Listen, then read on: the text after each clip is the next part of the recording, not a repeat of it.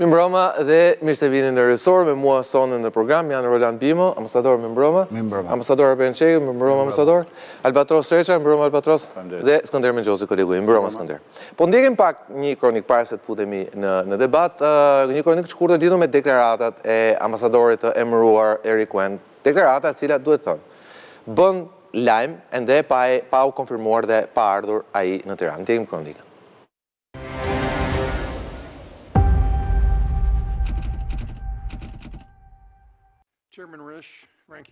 Eric Wend, generali me 3 yje i ushtrisë amerikane, i nominuar nga presidenti amerikan Donald Trump për rolin e ambasadorit të Shteteve të Bashkuara në Shqipëri, u përball këtë të mërkurë me pyetjet e Komitetit të Jashtëm të Senatit Amerikan mbi prioritetet e tij për sa i përket kësaj detyre. Generali, i cili nisi fjalën e tij me vlerësimin për shqiptarët si njerëz besnik dhe me guxim si të Skënderbeut, nga ajo çfarë kishte parë në misionet e tij në NATO, ja doli të tregojë se është i mirë informuar se çfarë ndodh në vendin tonë, edhe në raport diplomatik dhe me interesat e qeverisë së Shteteve të Bashkuara. Eric Wend garantoi se do të punojë për të mbështetur SPAK në luftën kundër krimit të organizuar, korrupsionit dhe krimit transatlantik, ndërsa vlerësoi strukturën antikorrupsion si një strukturë të pavarur dhe apolitike. Seanca nisi me Jean Shaheen, senatoren demokrate të New Hampshire, e cila ngacmoi Wend duke thënë se ndihet mirë që në Shqipëri Shtetet e Bashkuara duan të dërgojnë si ambasador dikë që do të qëndrojë sy më sy me kryeministri Rama për shkak të gjatësisë së tyre.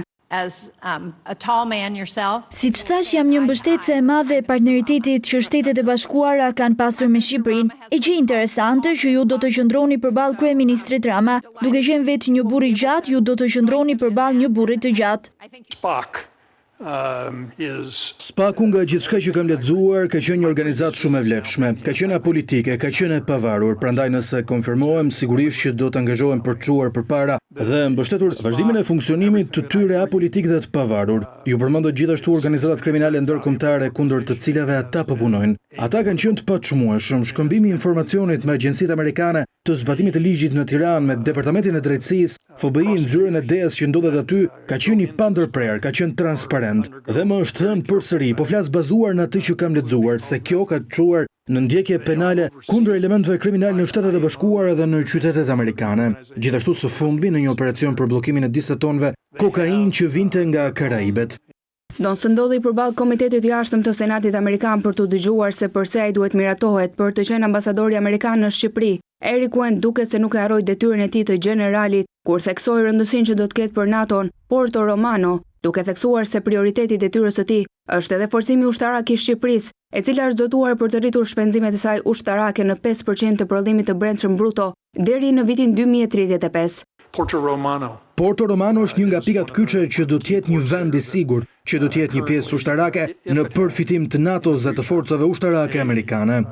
Përmendja Porto Romanos nuk do të kishte rëndësi nëse Sali Berisha në Tiranë nuk do ta kishte etiketuar si aferën më të madhe korruptive të qeverisë. Nuk ka vjedhje më të madhe se kjo. Vetëm trull publik aty janë 1.200.000 metra katror. Por ambasadori Wend theksoi se Porto Romano nuk ishte vetëm objektivi i qeverisë Rama. Porto Romano është objektivi ynë deri në vitin 2030 së bashku me korridorin numër 8, korridorin pan-europian. Teksa garantoi se do të mbështetë sundimin e ligjit dhe një klim të favorshëm me biznesi për investimet amerikane, Eric Wend u pyet se kush do të jetë qasja e tij ndaj projekteve që dhëndri Donald Trump po zhvillon në Shqipëri. Generali me 3 yje, i cili pritet jetë ambasadori amerikan në Tiranë, arriti të jap një përgjigje të qartë, kur u pyet se nëse do të favorizonte familjen Trump, duke thënë se synimi i tij vetëm është që në Shqipëri të vi të bëj punën e tij, dhe kjo punë përfshin mbështetjen dhe suportin për çdo biznes amerikan. Ajo çfarë unë di është se puna ime si ambasador i Shteteve të Bashkuara në Shqipëri do të lehtësoj bizneset amerikane dhe nëse ata kryen biznes në Shqipëri, të gjithë janë biznese amerikane pa trajtim preferencial ose nënçmues. Puna ime është që të ndiqet sundimi i ligjit dhe fusha e lojës të jetë e barabartë.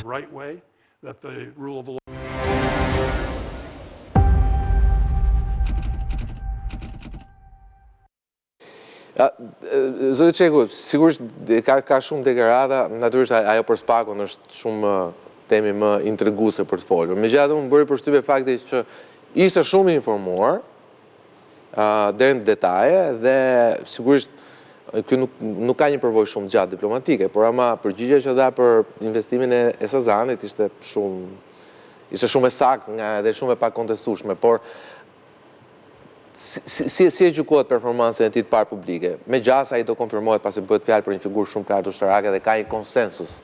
Ti ju e dini shumë mirë kur vjen puna te figura të tilla. Ta nisim nga e fundit, nga konfirmimi, shprehja e përfaqësueses demokrate në Senat, që do i rish që do qëndroni ishte konfirmimi. në gjatësi, në një farë mënyrë që një lloj konfirmimi paraprak, dhe besoj që nuk ka ndonjë pengesë, nuk është dëgjuar ndonjë gjë deri tani për lidhur me kandidaturën e tij.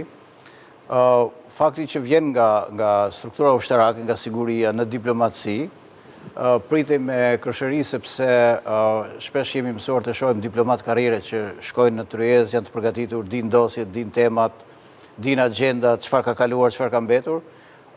Strukturimi i përgjigjeve dhe strukturimi i paraqitjes dhe i prioriteteve të tij ishte mbresë lënës dhe detajimet. Pra ajo çfarë përmendi për Porto Romanon, për çështje të tjera, duket që ka marrë informacionin mjaftueshëm të dorës së parë dhe dha mesazh që do të qëndrojë mbi palët, nuk është një person që do të interferojë, vuri theksin tek zbatimi i ligjit, tek partneriteti strategjik afatgjat dhe tek Porto Romano dhe çështjet e sigurisë, sepse mos harrojmë, vitin e ardhshëm ne jemi vendi mikpritës i samitit të NATO-s. Dhe ambasadori e përmendi këtë.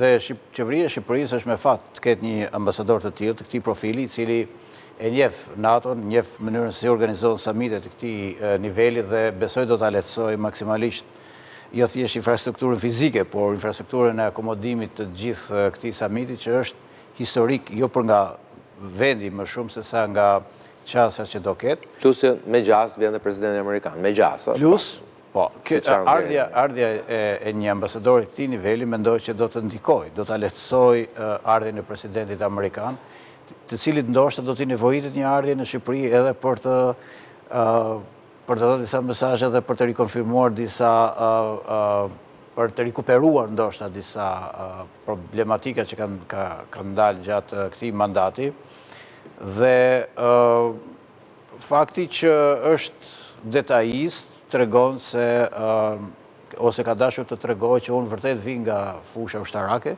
por kam njohje për karakterin e shqiptarëve që janë njerëz besnik, janë njerëz që e kanë treguar veten në fronte në Edhe përmendje figurën Gjergj Kastriotit, figura e Gjergj Kastriotit, një farë perëndimore. Dhe tek investimet amerikane ishte interesante që e përfshiu investimin e familjes Trump, pra nuk e mohoi, por i krijoi hapësirën që mund të vinë edhe të tjera. Do t'i trajtojë atë si investim amerikan, gjitha njësoj, pa favorizime. Dhe në fakt diplomacia ekonomike, pavarësisht se nuk u artikuluar si ti e si koncept, po diplomacia ekonomike e Trumpit në një farë mënyrë dhe presidencës Shtetet Bashkuara duket që është agresive, dhe në këtë sens ndoshta do të ishte mirë që të kemi më shumë investime amerikane, sepse duke patur më shumë investime amerikane ka ndoshta edhe më shumë siguri, pra përtej fjalëve dhe rreshtimeve të këtyre agjencive ligjzbatuese.